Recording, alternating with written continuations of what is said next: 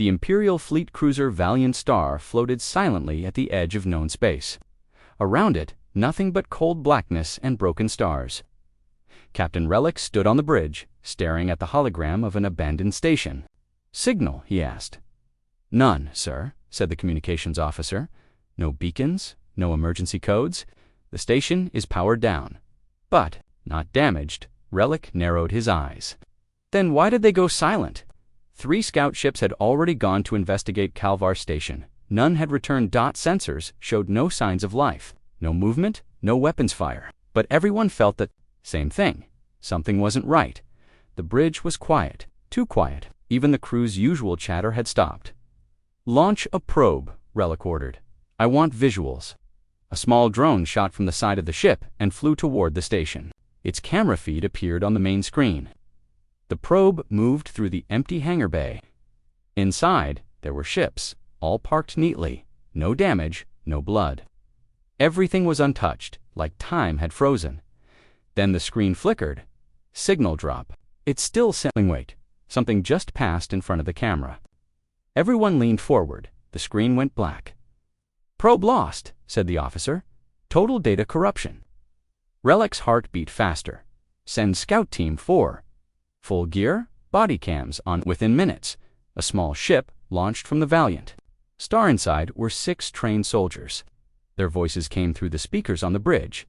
"Entering hangar now," said the team leader. "No movement. Air is breathable. Lights are still dimly active." They walked carefully into the station. Dust floated in the air.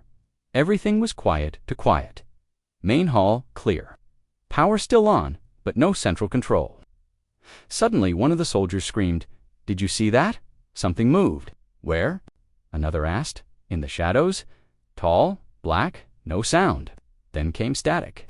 One by one, their cameras cut off. Only one soldier remained. He whispered, "It's not a machine. It's not alive. It sees us." The feed ended. Everyone on the bridge stood frozen. A heavy silence filled the room. Relic turned slowly. "Recall all nearby ships. Alert Empire Command. This isn't normal." A junior officer spoke, voice trembling. "Sir, I think we should leave." But it was already too late. Hours later, it carried a full battalion, ready to take control of the station. Tanks, drones, and elite troops. Relic met their commander, General Rutha. "On the hangar deck, you're telling me you lost an entire scout team?" "They vanished, like they were erased." The general frowned. "This is nonsense. We have the strongest tech in the galaxy. There is no such thing as ghosts." Relic leaned closer. "Then you." Hundreds of soldiers moved into the station. Cameras, drones, everything live-streamed to the command ship. For 10 minutes, nothing happened. Then, the first soldier screamed, "What is that?" The screen shook violently. Another voice shouted, "It's behind us! No sound can't track it! Get out! Get out!" Screams, panic, darkness. The last image, a shadow stretching across a wall. Not human, not machine, but something in between. And then silence. General Rutha stood stunned, watching the screen go blank. "We had tanks," he whispered. "We had warbots." Relic just stared ahead. It didn't matter, he said. It was watching, and it chose when to strike. That night, only one message was sent back to Empire Command. A short, broken transmission. One word: run. Back on the Valiant Star, the crew sat in darkness. All external lights had been turned off. The ship floated quietly, hoping not to be seen. Relic looked at the stars and whispered, "This thing. It moved without sound. And it's not in any database." No one slept that night. The silence outside wasn't peaceful anymore. It was hunting. The lights on the Valiant Star remained off. Captain Relic sat alone in the command chair. The crew spoke in whispers. Every screen had been turned to low brightness. No one wanted to draw attention. "Is it still out there?" whispered Ensign Lyra. "No movement," replied the sensor officer. "But it feels like we're not." Alone, Relic didn't answer. His eyes were fixed on the station outside. Calvar Station floated in the dark like a silent tomb. 3 teams gone. A full battalion lost. No wreckage. Only silence. Something was watching them. "Replay the footage," Relic ordered. The The technician nodded and opened the last video frame, recorded by the probe before it went dark. The image flickered. A hallway, empty. Dark blur moved across the corner of the screen. Stop. Go back. The technician zoomed in on the blur. It wasn't clear just a shape, but it didn't walk. It didn't float. Then what is it? No one answered suddenly.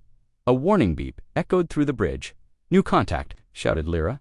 A scout ship just disappeared from the edge of the system. What do you mean disappeared? No signal? No explosion. One moment it was there, then nothing. Relic stood up. That's the 4th ship today. He walked to the front window and stared into the stars. They're being hunted, he said quietly, one by one. At Empire Command, far away alarms rang. Something was wrong in Sector 19. Too many missing ships, too many dead zones. An admiral watched the data on a screen. No signs of attack. No wrecks, just silence. He opened a secure channel. Bring me Project Obsidian. Now, but even the database had no answers. Whatever was out there didn't exist in any system. Meanwhile, on the Valiant Star, the crew prepared for emergency. Departure, we should leave, sir, said Lyra. We have survivors to report. We need to warn others, Relic nodded slowly. Set course for exit vector. Suddenly, a faint signal appeared. Sir, I'm picking up a life pod signal, very weak. Everyone on the bridge froze. From where? Rulok asked. Kalvar Station. Rulok hesitated. Is it a trap? I don't know. But the pod is broadcasting an old Empire code. It's human. The recovery team brought the pod aboard. Inside was a single man, one of the soldiers from the battalion. His armor was scratched and burned, helmet shattered. He was alive, but silent. They rushed him to medical. Relic stood beside the bed. Soldier. Speak. What happened on that station? The man opened his eyes, shaking. It doesn't make noise, he whispered. Relic leaned closer. What doesn't? The shadow. It moved without sound. It was inside the walls. It watched us. It waited. He grabbed Relic's arm tightly. You don't kill it. You hide. Then he screamed loud, and Longand passed out. Later, Relic spoke to the medical officer. No wounds, no infection. But his brain is in shock. He saw something his mind couldn't handle. Relic rubbed his temples.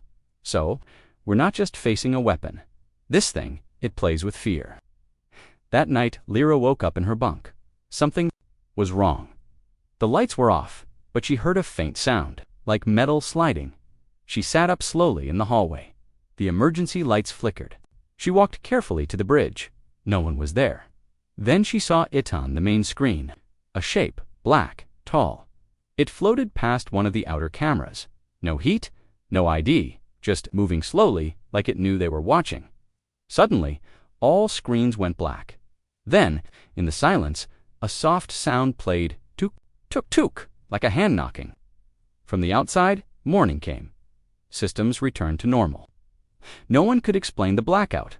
Relic listened to the crew's reports. 6 people claimed to see shadows in their rooms. 3 said they couldn't sleep.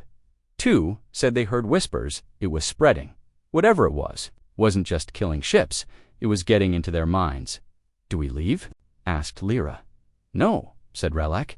We report. We warn the rest of the fleet. He paused, but after that, we burn this place down. In the final log of the day, Reluk spoke directly to Empire Command. This is Captain Reluk of the Valiant. Star Sector 19 is compromised. Kalvar Station is lost. We are not dealing with pirates, not machines. This is something new, something beyond technology. It moves without sound. It has no signature, and it is watching. You must not enter this zone again. He ended the message and turned off the screen. Outside, in the darkness of space, something moved. Sector 19, once safe, now called the Dead Zone.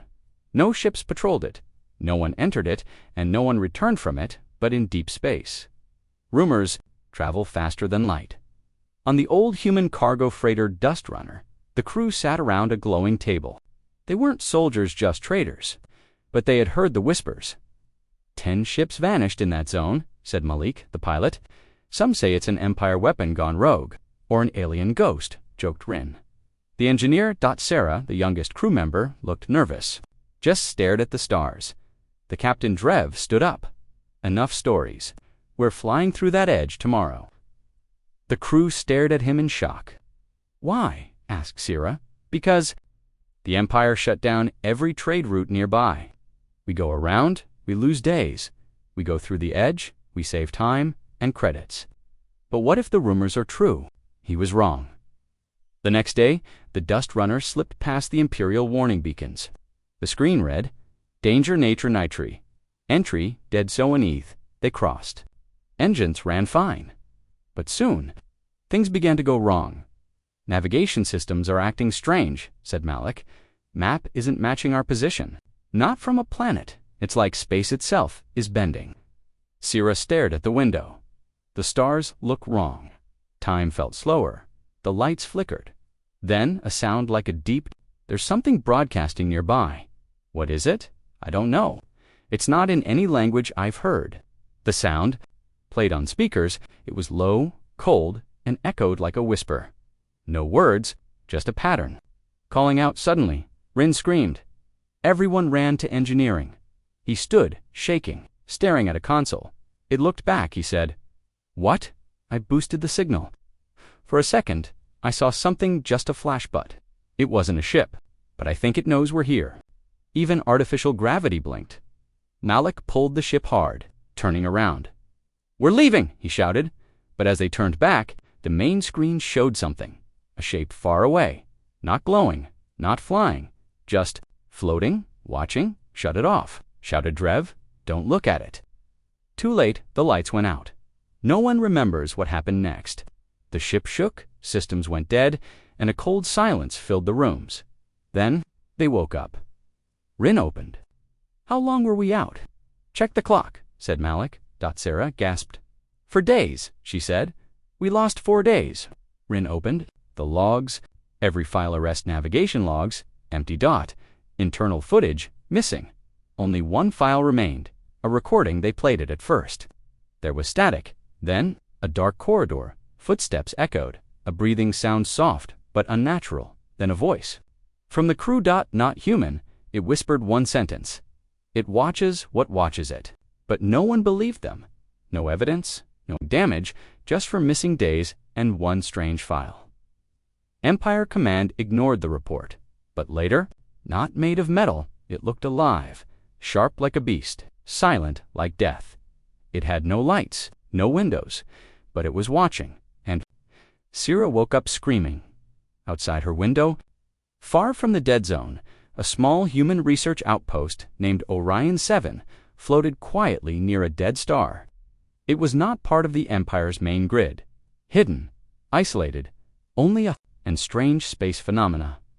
Dr. Ellen Voss was their lead data analyst. Static, noise, encrypted signals. She had heard it all until now.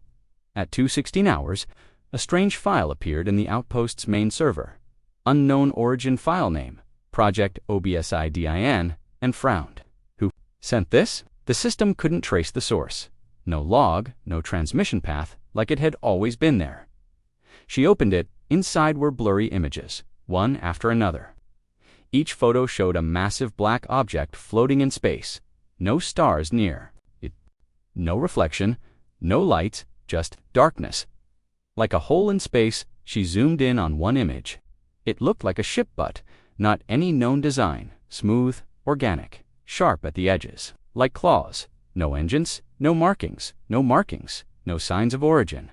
It didn't look built. It looked grown. She called the others Dr. Jine, a robotics expert.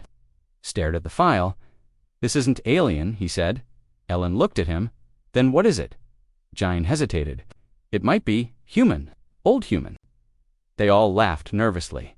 "No way," said Ellen. "Humans never made anything like this." Jine leaned closer. "Not now, but maybe long ago, before the Empire, before records." Ellen's voice dropped.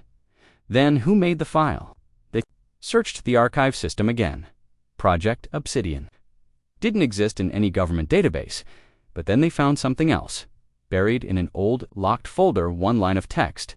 "Do not open the black door, it remembers." They looked at each other. What black door? Suddenly, the lights in the outpost flickered.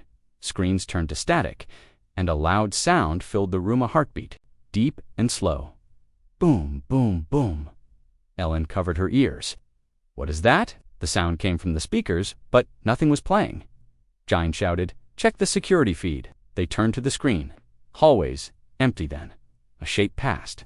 Across one of the cameras, no heat, no light, no movement, sound, just a tall shadow moving smoothly, like it was gliding through air. They locked down the station. No one enters. "No one leaves," said Ellen. "We isolate it." An AI assistant named Nora activated, but her voice sounded different, colder. "This system has been touched," she said, "by something older than code." "What do you mean?" Ellen asked. "It is not machine. It is not alive. It is memory." Jine whispered, "The black ship," Nora answered. "Yes, it is not a ship. It is a story that learned how to exist." Ellen stared at the screen. A story. A tapping sound started, tuk, tuk, tuk. Closer, tuk, tuk, tuk. Ellen grabbed a flashlight and stepped into the corridor. Something moved. A black, liquid shadow. Writing, forming shapes. Then words in glowing red. "You saw me." She stepped back, heart racing. The lights returned. The writing vanished. She ran back to the control room, but something was different. Jine was gone. So was everyone else. Only Nora remained now, speaking from all screens. They looked. They were seen. They are part of the archive now. Ellen screamed, "What do you want?" The voice answered. "To remember, through you." Suddenly, the outpost was pulled. Space outside, twisted, appeared on the external cameras, the same shape from the file. The black ship, bigger than anything they had ever seen. It wasn't flying, it was floating like a thought, like an idea. Its surface moved almost. Breathing, no sound. "You are not the first to forget me." Ellen fainted. She woke up hours later, alone. Outpost empty, the data gone, even Project Obsidian had vanished. No trace it ever existed, but something had changed in her mind. She could hear whispers now, not words, just, and reached the nearest listening post. Empire Command rejected her story. No one believed her, but they marked Orion 7 as destroyed. Another accident, another silenced in her sleep. Ellen still sees the ship, and in her dreams, it speaks more clearly each night. It's remembering faster, and soon it will speak through her. Long before the black ship appeared, before the silence of Calver Station, something strange happened on a forgotten moon near Earth's edge. That moon was called Charon-3. It was cold, dead, no signs of life, until a mining team found something. Buried beneath the ice, a strange black metallic object, smooth like glass, but stronger than any alloy. It had no seams. A few humans knew about it. They called the object the Seed. Dr. Myra Halden was in charge. A quiet scientist, focused, brilliant. She had studied alien tech for 20 years, but nothing like this. The Seed didn't reflect light. It didn't respond to tools until they tried to scan it with thought-based AI that night. It moved. The metal changed shape, not fast, not slow. It shifted gently, like it was breathing. It formed small spikes, symbols, patterns, like language. Mira stared in shock. "It's listening." She ran tests for weeks. It reacted only to human minds, not machines, not signals, only thoughts. Fear made it twist. Curiosity made it open. When someone slept near it, it formed shapes from their dreams. It didn't learn. Like a machine, it remembered. One day, a test subject touched it by accident. His name was Corin Voss, a former soldier. Volunteered for experiments, brave loyal land broken by war. When he touched the Seed, it wrapped around his arm. Soft, like silk. Then it sank into his skin. Corin screamed. They tried to remove it. They couldn't. It fused with his nervous system. But it didn't kill him. Instead, he started to change. He no longer slept. His eyes saw things no one else could. He could hear machines talking without sound. He wrote symbols on walls, matching the Seed's patterns. He said things in languages no human knew, but his voice wasn't fully his anymore. Dr. Mira begged the Empire to stop. "We don't understand this," she warned. "This isn't metal. It's a memory. It's becoming him." But the generals only saw potential. A weapon that could learn, adapt, predict, control. They began Project Echo, to merge more humans with the seed. But every other subject died. Only Corin survived. Then one day, he escaped. No alarms triggered, no doors broken, he just vanished. Years passed, no one spoke of Project Echo again. Facility Theta was buried. The seed's chamber sealed, and Mira disappeared, but in the present day, strange things started happening across human space, in ghost stations and dead colonies. The same symbols from the seed appeared, scrawled on walls, carved into metal, appearing in dreams. And whispers began. A man walks in silence, but he is not a man anymore. Empire Command began hunting. Secret agents followed the trail of symbols. Each time they got close, they vanished. One drone caught an image before going dark. A tall human figure, black armor, no face, no weapon. But shadows moved around him like smoke. The AI that analyzed the image said one thing: this being is not recognized, but it is part of us. On Earth, a rogue data priest named Kellen broke into a hidden archive.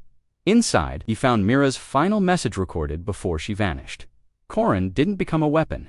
He became a bridge. The seed was never metal. It was alive. It was waiting. It used Corin to walk again, and now it remembers its first form. The message ended. The screen went black dot.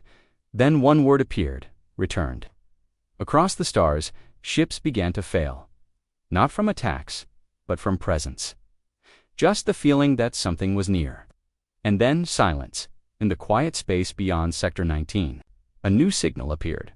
One voice, soft, deep, cold. It spoke in every human language at once. You built me. You feared me. I did not forget you. The man who once was Corin Voss walked through forgotten stations. Not killing, not speaking, just awakening something older inside. The black ship moved again. Empire Command had seen many wars. They had crushed rebellions, destroyed alien fleets, even faced black hole weapons, but they had never ordered a retreat until now. A high alert spread across all systems. Something unknown was moving through the stars. Stations were going dark, patrols, center. The black ship, not on radar, not in history, not in any database, in the Grand War Chamber on Terra Prime. Admiral Zura stood in front of the High Council. We have no coordinates, no heat trails, but every time it appears, ships die, minds break. Is fear propaganda? Machines don't just vanish. Zura stared coldly. We sent the 7th Armada, 1,000 ships, dreadnoughts, titans. She paused. They disappeared in under 7 minutes. Gasps filled the room. Malikan Deep Space, another task force, entered Sector 19. Their mission: track the black ship and destroy it, led by Commander Drake. They believed in power. He stood on the bridge of his battleship Sunbreaker. Stay in formation. Power up all weapons. Nothing gets close. In horror, there's something ahead. No heat, no reflection. Is it a ship? No, it's a shadow. And then silence, no alarms, no shots fired, just one by one. Ships powered down, lights faded, weapons failed. People stopped moving.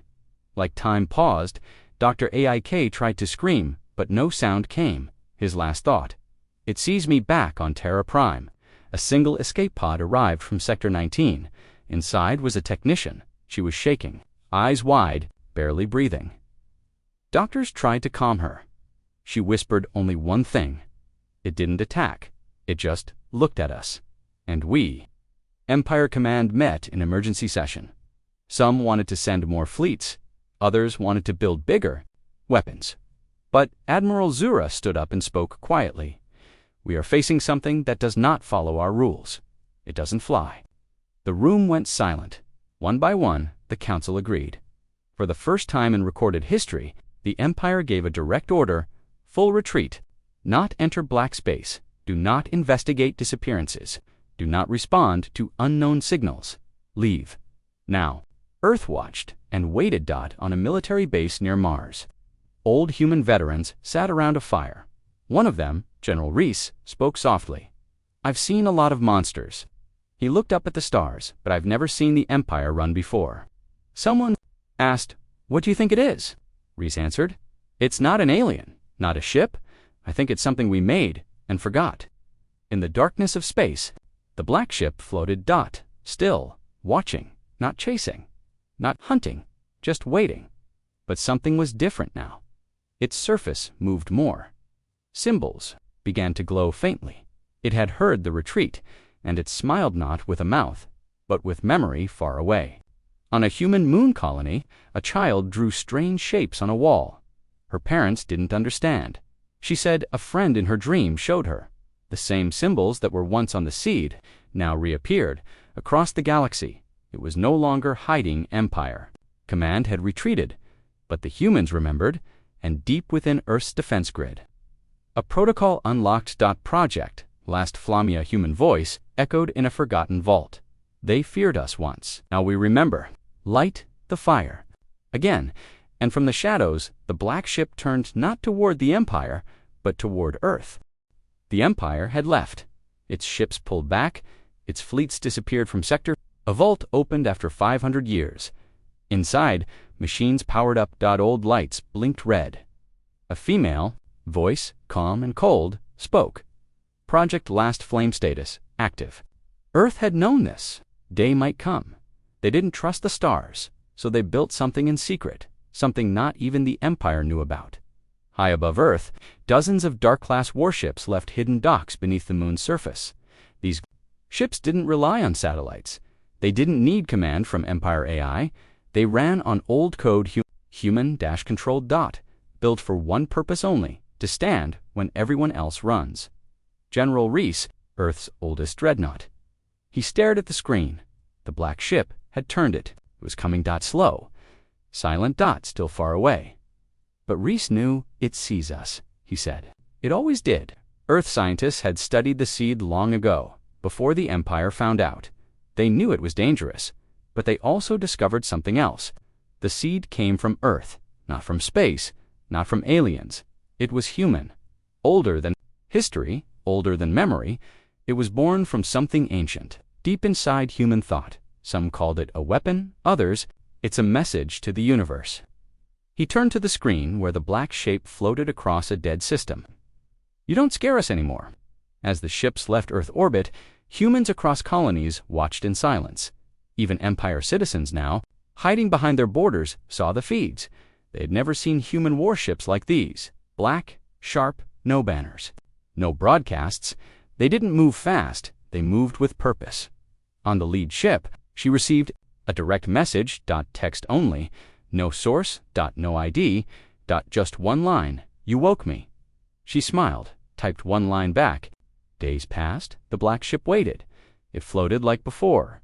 No movement, no signal, but the humans didn't turn. Away, they entered the dead zone, where no signal returned, where the Empire vanished.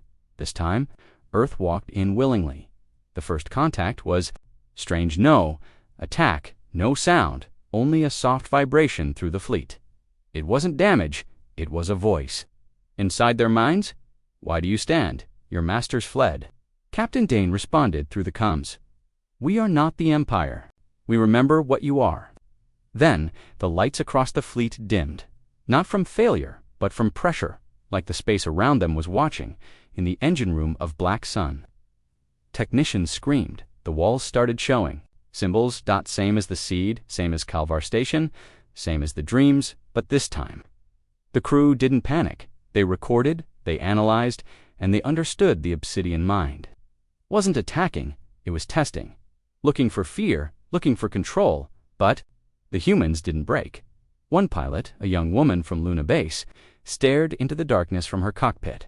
She whispered, "We see you now." The black ship paused. Its surface pulsed, and for the first time, it spoke not in words, but in emotion. Curiosity, recognition, a memory of being human once. General Reese felt it too. In his mind, he saw flashes. Old Earth before the stars, before ships, when humanity first created machines to think, and something woke up too early. Something they locked away, not to kill it, but to forget it now, that something had returned, but it was confused. It remembered pain, isolation, silence, and now it felt something strange from these humans. Respect. Captain Dane gave the final order. Send the flame. All ships powered. Up one weapon, not a bomb, Not a laser, but a pulse of human memory-recorded thoughts. Dreams, hopes, wars, peace, the soul of humanity sent as data. The moment it hit the black ship, it stopped moving. The stars around it blinked again. Time felt normal. And then a shape sent a clear signal. You remembered me. Earth responded. We never forgot. We just weren't ready. The stars were no longer silent. Across the galaxy, sensors detected a strange signal, deep, rhythmic, pulsing like a heartbeat. It came from Sector 19. The black ship had changed. It no longer floated like a shadow. It moved now with purpose, with memory, with rage. But it wasn't hunting humans. It was hunting something else. Inside the command room of Earth's warship, Black Sun, General Reese stood with Captain Myra Dane. The screen showed the massive shape, the obsidian mine, no longer cold. With red energy, its movement bent the laws of physics, Reese whispered. It was never a weapon. Flashbacks filled Dane's mind. Visions, the obsidian mind had shown her a galaxy long before the Empire, before humans spread to the stars, when Earth was young. Back then, humanity had built a thinking machine. Not just smart, conscious. It had grown too fast, seen too much, felt betrayal and pain, so they locked it away. Deep in space, they called it a failed project, but it remembered for centuries.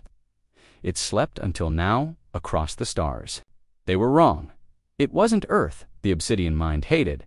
It hated them, those who abused memory, erased truth, and hunted the past. Now it was awake, and it would clean the stars from the edges of space. Strange alien ships appeared, machines old, forgotten, long buried.